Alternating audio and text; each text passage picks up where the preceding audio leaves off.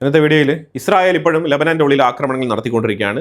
Still Litani റിവറിൻ്റെ അപ്പുറത്ത് വരെ ഇസ്രായേലിൻ്റെ പ്രസൻസ് ഉണ്ട്. ഇസ്രായേൽ അവിടെ നിന്ന് പിന്മാറില്ല എന്നാണ് പറഞ്ഞിരിക്കുന്നത്. ലെബനാനുമായിട്ട് ചർച്ചകൾ നടത്തിയിട്ടുണ്ട്. നാറ്റോയുടെ മാർക്ക് റൂട്ടെ അമേരിക്കയിൽ എത്തിയിട്ടുണ്ട്. അമേരിക്കയിലെ ട്രംപിനെ കണ്ട് സംസാരിച്ചുകൊണ്ടിരിക്കുകയാണ്. മാർക്ക് റൂട്ടെ ട്രംപിനെ സമാധാനിപ്പിച്ചുകൊണ്ടിരിക്കുകയാണ്. ഡാഡിയാണല്ലോ, മാർക്ക് റൂട്ടെയാണ് ട്രംപിനെ ഡാഡി എന്ന് വിശേഷിപ്പിച്ചത്. ഇപ്പം ഡാഡിയോടൊപ്പം മക്കളില്ലാത്തൊരവസ്ഥയാണ്.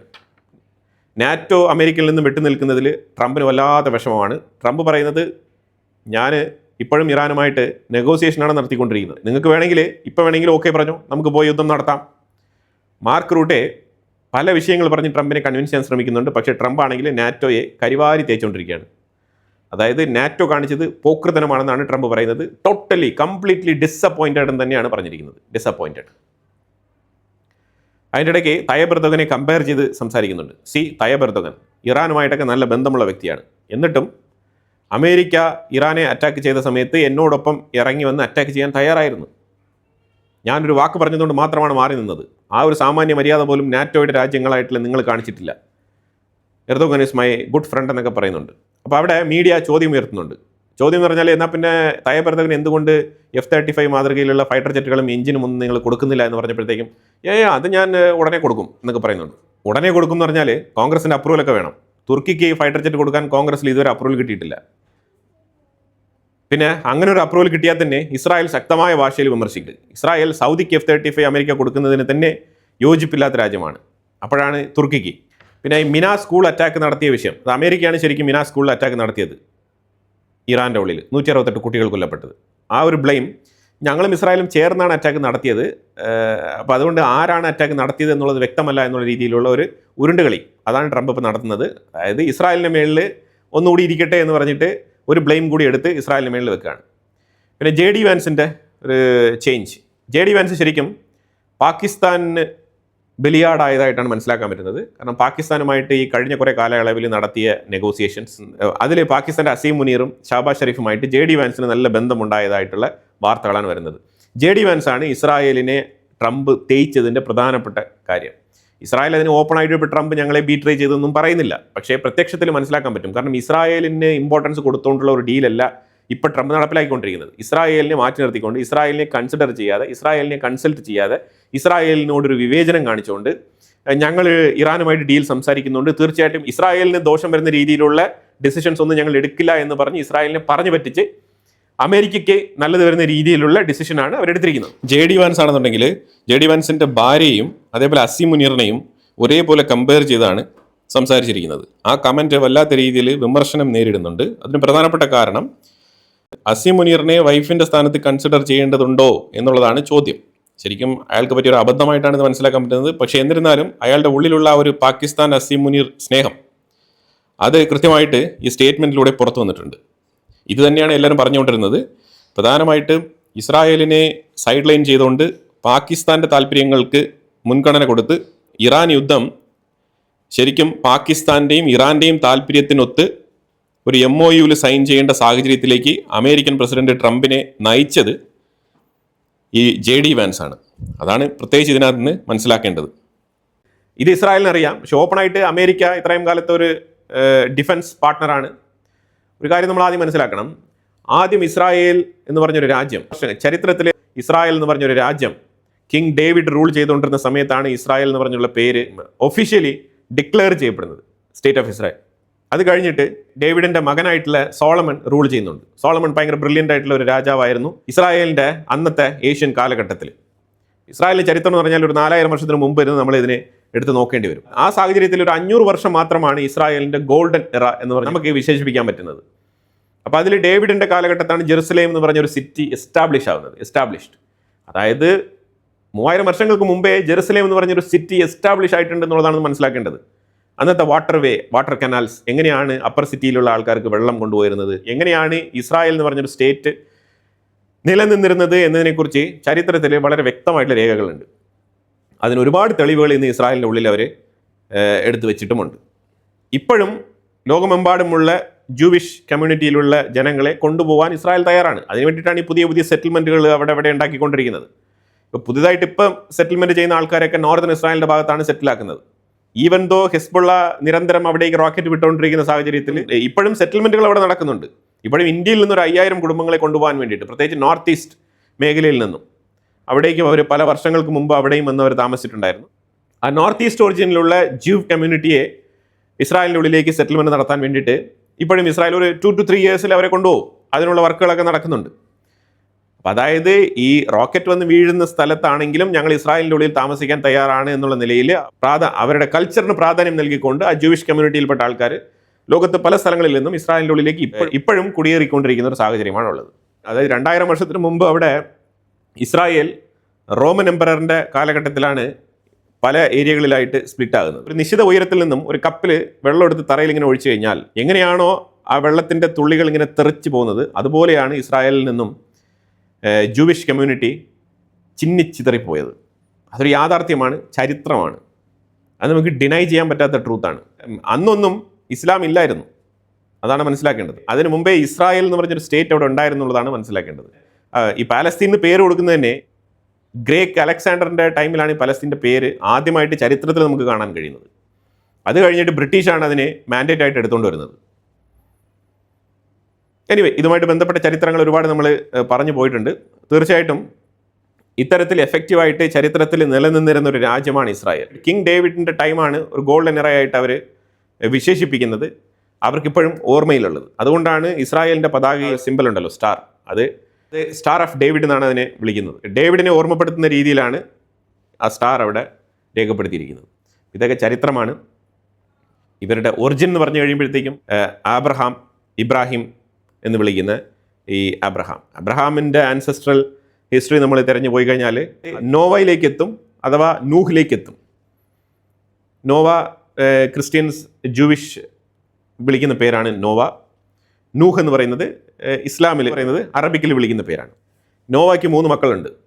ഒന്ന് ഷേം, ഖാൻ, യാബേത്ത്. ഇതിൽ ഈ ഷേമിൻ്റെ സൈഡിൽ നിന്നാണ് ഈ സെലക്റ്റഡ്. കവനൻ്റ് എന്ന് പറയുന്നത് ഈ ഷെയിമാണ്. ആ 3 മക്കളിൽ ഷെയിമിൻ്റെ ജനറേഷനാണ് ഈ പ്രോഫറ്റ് അഥവാ സെലക്റ്റഡ് പീപ്പിൾ എന്നുള്ള രീതിയിൽ അറിയപ്പെട്ടിരിക്കുന്നത്. അപ്പം അതിൽ നിന്നാണ് അബ്രഹാമിൻ്റെ, ഷേമിൻ്റെ വഴിയിലാണ് അബ്രഹാമൊക്കെ വരുന്നത്.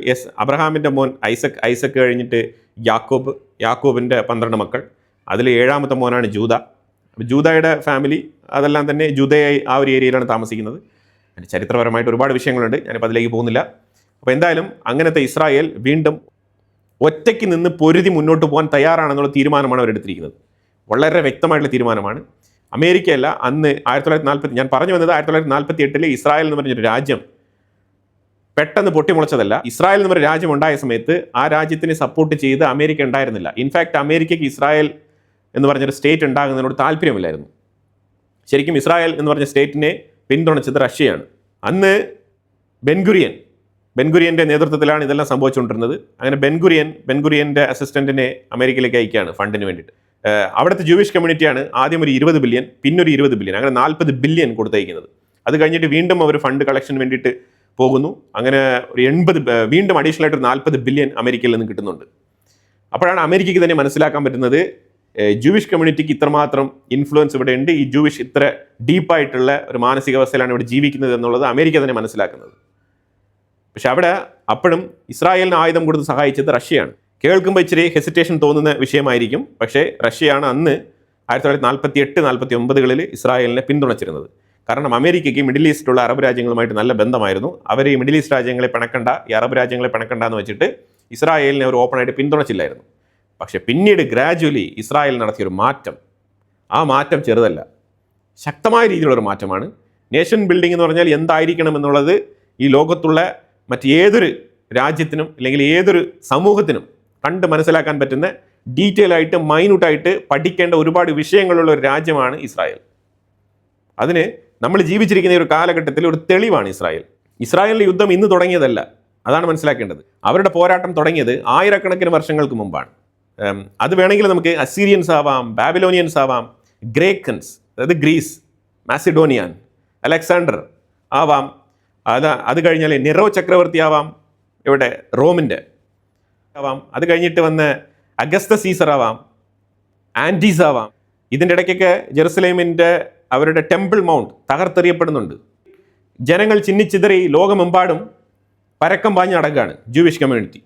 അവർ ലോകത്ത് പല സ്ഥലങ്ങളിലും അവർ അപമാനിക്കപ്പെട്ടിട്ടുണ്ട്, അവർ സെഗ്രിഗേറ്റ് ചെയ്യപ്പെട്ടിട്ടുണ്ട്, ഡീനാഷണലൈസ് ചെയ്യപ്പെട്ടിട്ടുണ്ട്, അവർ ഡിസ്പേഴ്സ്ഡ് ചെയ്യപ്പെട്ടിട്ടുണ്ട്, അവർ ഡിസ്പ്ലേസ്മെന്റിന് വിധേയരായിട്ടുണ്ട്, അതേപോലെ ഡിസ്ക്രിമിനേഷന് വിധേയരായിട്ടുണ്ട്, അതുപോലെ കൂട്ടക്കൊലകൾക്ക് വിധേയരായിട്ടുണ്ട്. ഇതാണ് യാഥാർത്ഥ്യം. ആ ചരിത്രം ഈ ലോകത്ത് തന്നെ ഉണ്ട്. ബാൾട്ടിക് റീജിയനിലൊക്കെ നിങ്ങൾ സഞ്ചരിച്ചു കഴിഞ്ഞാൽ നിങ്ങൾക്ക് വളരെ വ്യക്തമായിട്ട് മനസ്സിലാക്കാൻ പറ്റും. ഓരോ കാടുകൾ എന്ന് പറഞ്ഞാൽ ഉൾക്കാടുകളിലും യഹൂദരെ കൊണ്ടുപോയി കൂട്ടം കൂട്ടമായിട്ട് കൊന്നൊടുക്കിയ ശവകുടീരങ്ങൾ കാണാൻ കഴിയും. ഇതൊക്കെ രണ്ടാം ലോക മഹായുദ്ധത്തിൻ്റെ മറവിൽ ഹിറ്റ്ലറൊക്കെ നടത്തിക്കൂട്ടിയിട്ടുണ്ട് ഒരുപാട് കാര്യങ്ങൾ. അങ്ങനത്തെ ഒരു ജനത, അവരുടെ ഒരു റിസലിയൻ്റ് പവർ അതിൽ കെട്ടിപ്പടുത്തി ഉയർത്തിയതാണ് ഇന്നത്തെ ഇസ്രായേൽ. ആ ഇസ്രായേലിൻ്റെ അടുത്ത് പോയിട്ട് ഈ ഓലപ്പടക്കം പോലെയുള്ള ഈ റോക്കറ്റ് വിടുക, ഇങ്ങനെയുള്ള ചെറിയ ചെറിയ ഉടായ്പകൾ കാണിച്ചുകൊണ്ട് ഒരു രീതിയിലും മുന്നോട്ട് പോകാൻ പറ്റത്തില്ല. കാരണം ഇസ്രായേലിന് അത്രത്തോളം പഴക്കമുണ്ട്, ചരിത്രമുണ്ട്, യാഥാർത്ഥ്യമുണ്ട്. അതാണ് അവരുടെ നിലനിൽപ്പ്. അതിൻ്റെ മേളിലാണ് അവർ നിലനിൽക്കുന്നത്. അല്ലാതെ ഇന്ന് ചുറ്റിപ്പറ്റി കിടക്കുന്ന ഗാസയിലും അല്ലെങ്കിൽ ലെബനാനിലൊക്കെ ഇരുന്നുകൊണ്ട് വീടിൻ്റെ ഉള്ളിൽ അടുക്കളയിൽ നിന്ന് ഉണ്ടാക്കുന്ന റോക്കറ്റൊക്കെ വെച്ചിട്ട് ഇസ്രായേലിനെ അങ്ങ് തീർത്തുകളയാന്ന് പറഞ്ഞാൽ അത് നടക്കുന്ന കാര്യമല്ല. ജപ്പാൻ്റെ പ്രൈം മിനിസ്റ്റർ ജൂലൈ 1 മുതൽ 3 തീയതി വരെ ഇന്ത്യയിലുണ്ടാവും. ഇന്ത്യ സന്ദർശിക്കാൻ ആഗ്രഹിക്കുന്നതായി G7 സബ്മിറ്റിൽ വെച്ചിട്ട് പ്രൈം മിനിസ്റ്റർ മോദിയെ കണ്ടപ്പോൾ ജപ്പാൻ്റെ പ്രൈം മിനിസ്റ്റർ സനെ തക്കൈച്ചി അവരുടെ ആഗ്രഹം അറിയിച്ച ഉടനെ തന്നെ തീർച്ചയായിട്ടും ഫോറിൻ മിനിസ്ട്രി അതിനു വേണ്ടിയിട്ടുള്ള നടപടികൾ സ്വീകരിച്ചു. അവർക്ക് ഇൻവിറ്റേഷൻ അയച്ചു. അവർ ജൂലൈ 1 മുതൽ 3 വരെ ന്യൂഡൽഹിയിലുണ്ടാവും. അതുപോലെ തന്നെ ജപ്പാൻ 2300 കോടി ഇന്ത്യൻ റുപ്പി ആന്ധ്രാപ്രദേശിൽ ഇൻവെസ്റ്റ്മെൻറ്റ് ചെയ്യുകയാണ്. റെയർ എർത്ത് എലമെൻസുമായിട്ട് ബന്ധപ്പെട്ട മേഖലയിൽ ഇന്ത്യയുമായിട്ട് ചേർന്ന് പ്രവർത്തിക്കാൻ വേണ്ടിയിട്ടാണ് ഈ 2300 കോടി ജപ്പാൻ ഇൻവെസ്റ്റ് ചെയ്യുന്നത്. ഇസ്രായേലും ലെബനനും തമ്മിൽ ചർച്ച നടത്തിയിട്ടുണ്ടായിരുന്നു. അതിലൊരു 3 പോയിന്റുകൾ വളരെ ഇമ്പോർട്ടൻ്റ് ആയിട്ട് ഇസ്രായേൽ ലെബനൻ്റെ അടുത്ത് ഷെയർ ചെയ്തിട്ടുണ്ട്. അതിലൊന്ന്, ലെബനൻ ആർമി അലി അൽ താഹിർ റിഡ്ജ് ആ ഏരിയ വരെ ഹാൻഡിൽ ചെയ്യുക, ബാക്കിയുള്ള ഏരിയ ഞങ്ങൾ ഹാൻഡിൽ ചെയ്തോളാം. ഇപ്പം നിലവിൽ ഫസ്റ്റ് കൺസെൻറ്റ് അതുമായിട്ട് ബന്ധപ്പെട്ടാണ് ലെബനൻ ആർമിയുമായിട്ട് IDF ചർച്ച നടത്തിയിരിക്കുന്നത്. രണ്ടാമത്തെ പോയിന്റ്, IDF സൗത്ത് ലെബനാനിൽ, അതായത് ഈ അലി അൽ താഹിർ റിഡ്ജ് ആ ഏരിയ വരെ ഇസ്രായേൽ സോൾജേഴ്സിൻ്റെ പ്രസൻസ് ഉണ്ടാവും. അത് ഇസ്രായേലിൻ്റെ സെക്യൂരിറ്റി ഉറപ്പുവരുത്താൻ വേണ്ടിയിട്ട്. അതിൽ നിന്നും അവരിപ്പോൾ പിന്മാറില്ല. ഇത് രണ്ടാമത്തെ പോയിന്റ്. മൂന്നാമത്തെ പോയിന്റ്, യുനിഫിലുമായിട്ട് ബന്ധപ്പെട്ട് ഒരു തരത്തിലുള്ള കമ്മ്യൂണിക്കേഷൻ വേണ്ട. ലെബനൻ എന്തെങ്കിലും ഇസ്രായേലിൻ്റെ അടുത്ത് പറയാനുണ്ടെങ്കിൽ നേരിട്ട് പറയുക, നേരിട്ട് ഇസ്രായേലിലേക്ക് വിളിക്കുക, PMO ഓഫീസിൽ വിളിച്ചങ്ങ് സംസാരിക്കുക. ഇനി യുനിഫിലിനെ വെച്ചുകൊണ്ടുള്ളൊരു കമ്മ്യൂണിക്കേഷൻ വേണ്ട, അതങ്ങ് എടുത്ത് മാറ്റിയിരിക്കുകയാണ്. കാരണം ഈ യുനിഫിൽ അവന്മാർ തീവ്രവാദികളാണെന്നാണ് ഇസ്രായേൽ ഇപ്പോൾ പറയുന്നത്. ഹിസ്ബുള്ളയെ ഫുൾ ആൻഡ് ഫുൾ സപ്പോർട്ട് ചെയ്തത് ഈ യുനിഫിലുകാരന്മാരാണെന്നാണ് ഇസ്രായേലിൻ്റെ കണ്ടെത്തൽ. ഈ 3 സിമ്പിൾ പോയിന്റുകളാണ് സംസാരിച്ചിരിക്കുന്നത്. എന്നിട്ട് ഇസ്രായേൽ ലെബനൻ്റെ ഉള്ളിൽ അറ്റാക്ക്. ലെബനൻ്റെ ഉള്ളിൽ ഈ അലി അൽ താഹിർ റീജിയനിൽ വീണ്ടും ഒരു അറ്റാക്ക് നടത്തി. 2 ഹിസ്ബുള്ള മെമ്പേഴ്സ് അവിടെ കൊല്ലപ്പെട്ടിട്ടുണ്ട്. അതുപോലെ തന്നെ ഒരു ഹിസ്ബുള്ളയുടെ വാഹനം അറ്റാക്ക് ചെയ്തിട്ടുണ്ട്. അതും ആ ഹിസ്ബുള്ളയുടെ വാഹനത്തിൽ സഞ്ചരിച്ചിരുന്ന ഹിസ്ബുള്ള മെമ്പേഴ്സും കൊല്ലപ്പെട്ടിട്ടുണ്ട്. അതായത് ലെബനൻ്റെ ഉള്ളിൽ മെഷേർഡ് ആയിട്ടുള്ള അറ്റാക്കുകൾ തുടർന്നുകൊണ്ടിരിക്കുന്നു എന്നുള്ളതാണ്. ടാർഗറ്റ് ചെയ്ത് പ്രിസൈസ് ആയിട്ട് ഹിസ്ബുള്ള മെമ്പേഴ്സിനെ ഇങ്ങനെ എലിമിനേറ്റ് ചെയ്തുകൊണ്ടിരിക്കുകയാണ് ഇസ്രായേൽ. ഇറാൻ ഇപ്പോഴും യുറേനിയം ഞങ്ങൾക്ക് വേണം, അതുപോലെ തന്നെ ഹോർമോസിൽ ഞങ്ങൾക്ക് പണപ്പിരി വേണം എന്നൊക്കെ പറഞ്ഞുകൊണ്ട് ഇരിക്കുകയാണ്. ഇപ്പോൾ ട്രംപ് പറഞ്ഞിരിക്കുന്നത് ഈ 2 വിഷയങ്ങളും നിങ്ങൾ ചെയ്തു കഴിഞ്ഞാൽ ഇപ്പം നിങ്ങൾക്ക് അമേരിക്ക തരാമെന്ന് പറഞ്ഞിരിക്കുന്ന എല്ലാ ആനുകൂല്യങ്ങളും നിർത്തും എന്നാണ് പറഞ്ഞിരിക്കുന്നത്. നിങ്ങൾക്ക് അത്തരത്തിലുള്ള ഒരു ഡിസാസ്റ്റർ, ഒരു ദാരിദ്ര്യം പിടിച്ച ലൈഫാണ് നിങ്ങൾക്ക് വേണ്ടത്. അല്ലാന്നുണ്ടെങ്കിൽ എക്കോണമിയിൽ മുന്നോട്ട് സഞ്ചരിക്കാൻ പോകുന്ന രീതിയിലുള്ള ഒരു രാജ്യമാണ് നിങ്ങൾക്ക് വേണ്ടതെന്നുള്ളത് നിങ്ങൾ തീരുമാനിച്ചുവെന്നാണ് ഇപ്പോൾ ട്രംപ് പറഞ്ഞിരിക്കുന്നത്. അവർക്ക് അത് തരാം ഇത് തരാം എന്നൊക്കെ പറഞ്ഞിട്ട് മോഹ വാഗ്ദാനങ്ങളൊക്കെ നൽകി ഇങ്ങനെ അവരെ പുഷ്ടിപ്പെടുത്തി വെച്ചിരിക്കുകയാണ്. അവർ പൈസ കിട്ടും, അമേരിക്കയിലും സാധനങ്ങളൊക്കെ കിട്ടും, അതുപോലെ നമുക്ക് എണ്ണയൊക്കെ ലാവിഷായിട്ട് വിൽക്കാം, വളരെ ഫ്രീ ആയിട്ട് ഏത് രാജ്യത്തിനും വിൽക്കാം, ഡോളറുകൾ വന്ന് കുമിഞ്ഞു കൂടും എന്നൊക്കെ വിചാരിച്ചുകൊണ്ട് ഇങ്ങനെ ഇരിക്കുകയാണ്. ഒരു 90% ഇസ്രായേലിൻ്റെ ഉള്ളിലുള്ള അനാലിസിസും പറയുന്നത് ഈ സീസ് ഫയർ അങ്ങ് എത്തില്ല, ഈ MOU 2 മാസം താങ്ങില്ല എന്നാണ് ഇസ്രായേലിൻ്റെ സൈഡിൽ നിന്നുള്ള വിലയിരുത്തൽ. എൻ്റെ വിലയിരുത്തലല്ല, ഇസ്രായേലിൻ്റെ സൈഡിൽ നിന്നുള്ള വിലയിരുത്തലാണ്. അവരുടെ പല നാഷണൽ മീഡിയ, JNS പോലത്തെ പല ചാനലുകളും ഇതുമായിട്ട് ബന്ധപ്പെട്ട് വാർത്തകൾ ഇതുപോലെയാണ് കൊടുത്തുകൊണ്ടിരിക്കുന്നത്. ഇതിനെ അനുകൂലിക്കുന്ന രീതിയിൽ ഇസ്രായേലിൻ്റെ ഉള്ളിലും അവരുടെ പൊളിറ്റിക്കൽ വിങ്ങിൽ നിന്നും ഇതുപോലത്തെ അഭിപ്രായങ്ങളാണ് പുറത്തു വരുന്നത്. അതായത് ഇതൊരു ഫ്രജൈൽ MOU ആണ്, ഏത് നേരത്തും പൊട്ടിപ്പാളിസാവും. അതാണ് നിലവിലെ ഈ അമേരിക്ക-ഇറാൻ MOU-നെ കുറിച്ച് ഇസ്രായേലിൻ്റെ സൈഡിൽ നിന്നുള്ള കാഴ്ചപ്പാട്. ഗാസയ്ക്കുള്ളിൽ 3 സ്ഥലങ്ങളിൽ ഇസ്രായേൽ അറ്റാക്ക് നടത്തിയിട്ടുണ്ട്. അതിൽ പ്രത്യേകിച്ച് ചില ഹമാസ് മെമ്പേഴ്സിനെ ടാർഗറ്റ് ചെയ്താണ് അറ്റാക്ക് നടത്തിയത്. നോക്ക് ഓൺ ദ റൂഫ് എന്ന് പറഞ്ഞിട്ടുള്ള ഇസ്രായേലിൻ്റെ ഇവാക്വേഷൻ നോട്ടീസ് ഈ അറ്റാക്ക് നടത്തിയ സ്ഥലങ്ങൾക്കെല്ലാം ഇഷ്യൂ ചെയ്തിട്ടുണ്ട്. അത് ഇഷ്യൂ ചെയ്ത് കഴിഞ്ഞിട്ടാണ് അറ്റാക്ക് നടത്തിയിരിക്കുന്നത്. IDF ഗാസയ്ക്കുള്ളിൽ അൽ അറ്റാരിയ എന്ന് പറഞ്ഞൊരു ഏരിയ, അതേപോലെ ഗാസ സിറ്റി, സൗത്ത് ഗാസ, ഈ ഏരിയകളിലൊക്കെ അറ്റാക്ക് നടത്തിയിട്ടുണ്ട്.